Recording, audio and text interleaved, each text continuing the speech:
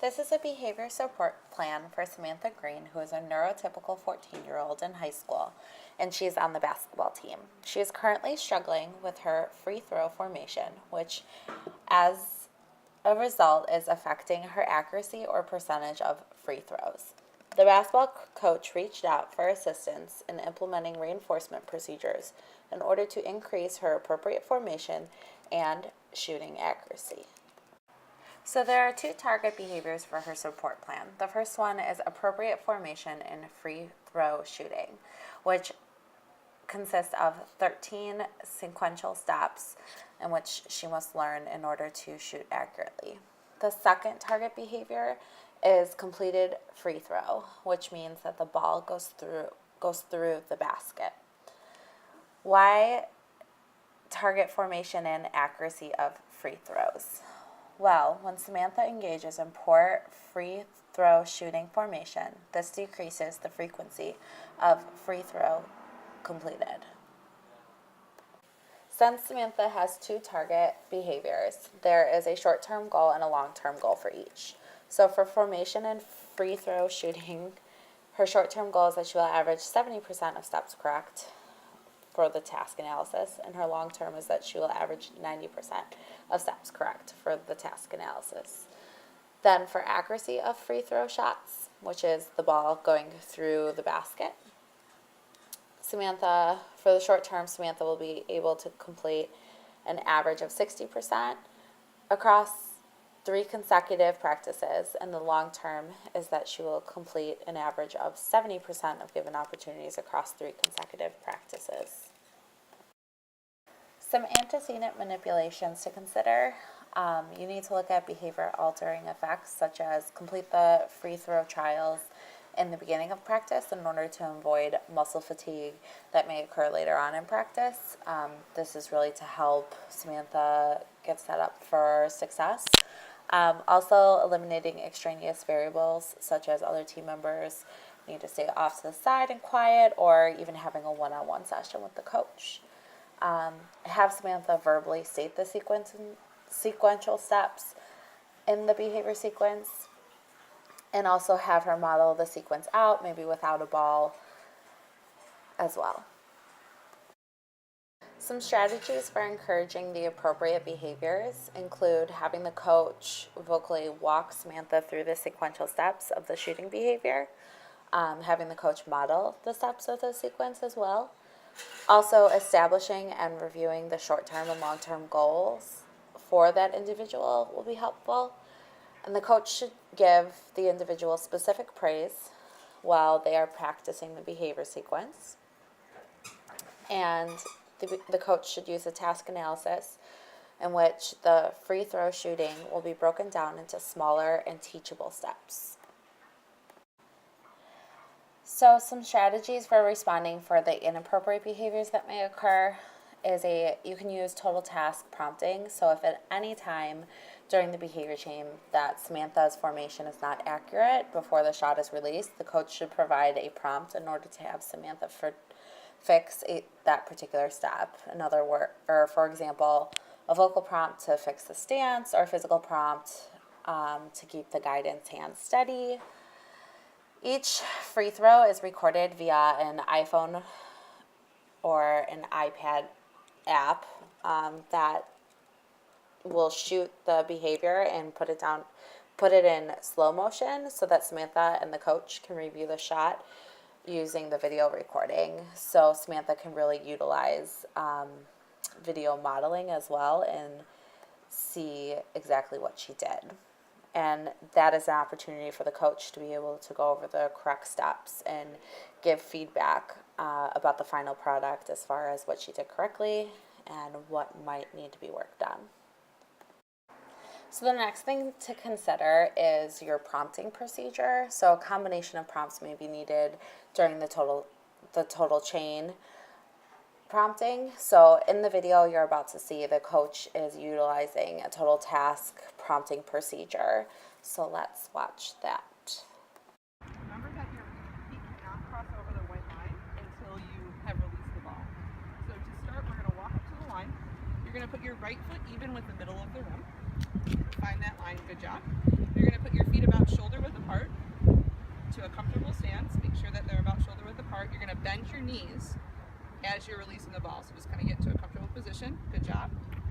take the ball, you're going to put it in your right hand because we know you're right-handed.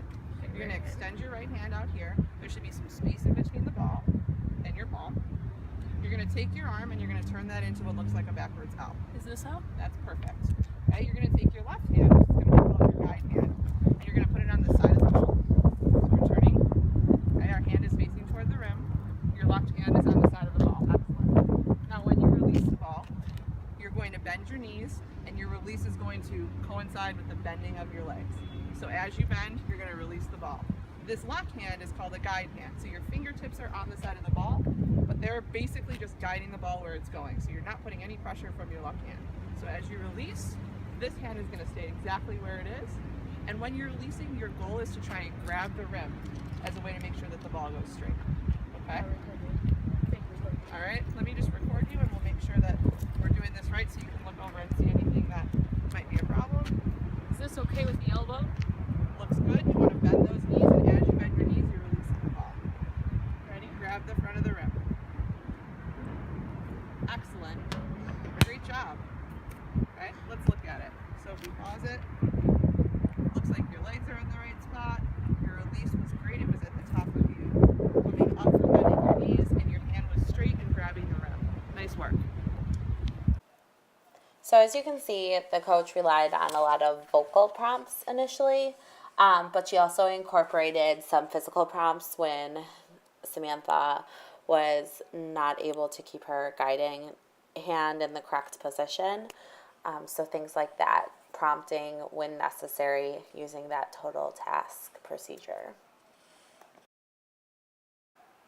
So in order to measure the appropriate formation, we're going to use a task analysis where at each step, the coach is going to put a plus or minus if the individual did it correctly. And the really nice thing about this is that they don't have to do it in the moment. They can focus on, recording Samantha as she's doing the shot and then later go over it with her in the moment and this was correct, this was incorrect, and give feedback and enter data at the same time. So this permanent product measurement is really nice, and it's especially nice with the videoing. So if you look here, you're going to count up the number of correct responses in the column and then divide it by the total number of steps, which is 13, then multiply it by 100 in order to find the percentage of steps correct. So in this example, one step was missed, so it's 12 out of 13 times 100, and it's 92%. So the next thing to do is to complete a preference assessment so that we can identify some potential reinforcers for Samantha so that we can really target her accuracy of free throws, which is the next step now that she's mastered her formation. Coming next is a demonstration of how to complete a preference assessment that the coach can use. Okay, so it's really important that for coaching purposes, we chose a very simple preference assessment. So I chose the multiple stimulus without replacement procedure because it's really time effective and it comes out with comparable conclusions to other preference assessments, and it gives a rank order of the preferred items as well. So in this case, we're using games that often the players will play at the end of practice that are a little bit more fun but still get to work on their skill sets, so it's something that they really enjoy to do. So a coach could really do an MSWO really simply on a clipboard, something that they have right then and there in practice, so they can present the 4 stimuli and have the person pick the first one that they want to do. So say the person picks knockout. So then, now that that one's out, you would then again present the game of horse, 3, 2, 1, and around the world. And then present it again, which one would you like? And then say the next one they pick is 3, 2, 1.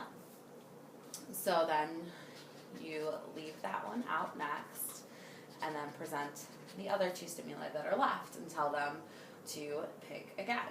And say that person picks horse. So then you have around the world, and then your rank order becomes 1 for knockout, and then 2 is horse, 3 is 3, 2, 1, and the 4th is around the world. And that is a really easy way to do a preference assessment, just on a pad of paper, in a practice type of situation that is applicable to this client. Done. So after completing that simple on the clipboard method of the MSWO, they can put it into more of a chart setting so that, it can be more analyzed.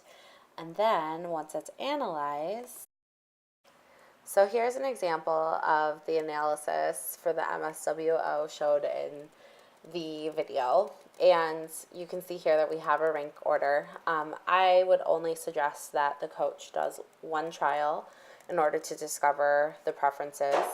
The nice thing about the MSWO is it allows you to discover a rank order for the preferences, and it allows you to also differentially reinforce the player's behavior. So say, for instance, a player does not meet their percentage of free throws completed that you would ultimately like in their goals, but their formation was done well for the most part, and then you can pick the next potentially reinforcing item, but maybe not the most reinforcing. So it's a nice tool to have.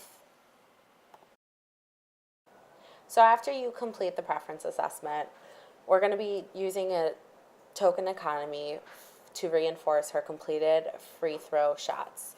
So with this, you are going to have your tokens, which are just tallies on an iPad whiteboard or even clipboard and paper and pen. You're going to have your target behavior, which is free throws completed, so it actually has to go through the basket. The ratio of exchange is for every 2 free throws in a row, Samantha can earn a token. Samantha will need 5 tokens total to exchange her tokens for her backup reinforcer. Her backup reinforcer is the game of choice at the end of practice, determined from the MSWO preference assessment that you did.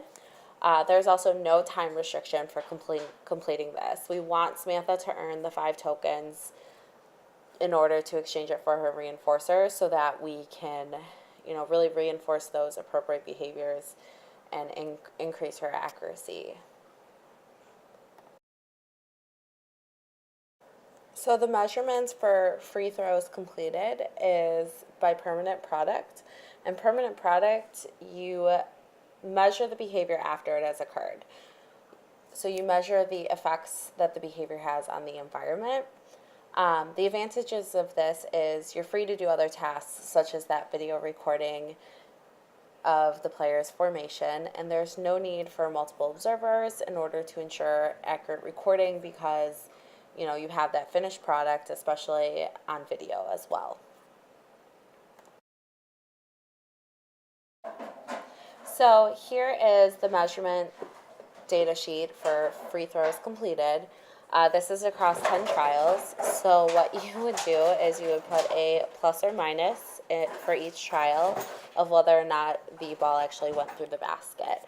So in this case, there were 3 incorrects, so she made 7 correct shots out of 10 opportunities, so her percentage correct would be 70%. So if the formation of shooting behavior is correct, then continue to provide specific praise for the accurate formation and continue to give Samantha the feedback so that Samantha can see her accuracy in shooting. You want to continue the token economy until she's reached her long-term goal of 70% accuracy with shooting free throws, and she's reached her long-term goal for shooting free throws and using the correct formation. So the coaches can fade the physical token system of, visually seeing those tallies and then rely on verbal contingencies when her long-term goals are met. So an example of a verbal contingency could be the coach saying, make 5 shots in a row, and then we can do your reward of choice. Also, if Samantha were to complete both of her long-term goals for both target behaviors, the coaches should still continue to use the video modeling using the app. However, it doesn't need to be done on a continuous schedule or after every trial. Instead, it could be more intermittent, only done sometimes after the behavior occurs. Also, instead of completing the behavior sequence or completing the free throw shots in the beginning of the practice, try completing the behavior sequence later in the practice so Samantha can better generalize experiences that could occur in real games. So one of the antecedent manipulations was doing it in the beginning of practice because Samantha wouldn't be as tired or experiencing muscle fatigue.